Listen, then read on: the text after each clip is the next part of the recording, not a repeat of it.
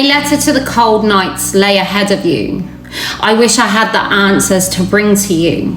I wish I could bring the warmth to your living room, for I know these hands could tell a story. For the hard work they have gave to pay in, yet in this moment there is nobody around to save you. As your living rooms become like ice boxes and no longer a home, as your fear for the heating bills skyrocket to the unknown.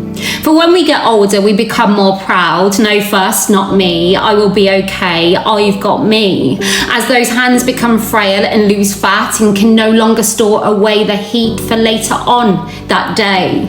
I think of some who will sit there with a picture frame next to them of a life and how it used to be, for their strength and stay was taken away, for time eclipses us all, and the ones they have let down know this only too well. I remember my nan, Doris was her name. I remember that proud all too well. The house jacket in gingham blue, pegs in one pocket and 20 Lambert and Butler in the other. White hair as a crown and those blue veins standing out as she too couldn't hold the heat so well.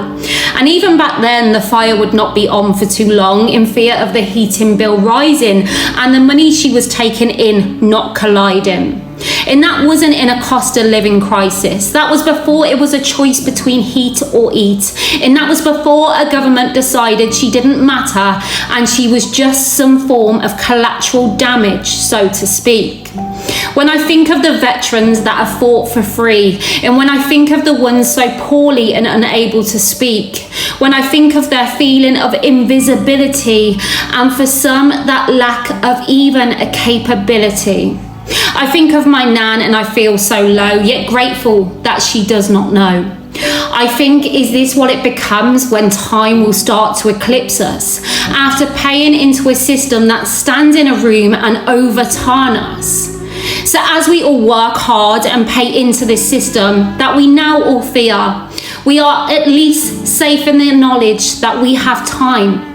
As we battle down the hatches and settle in for a winter so cold, I feel sad for the ones so frail and old, who have been left out in the cold, and for some with no longer with someone to hold.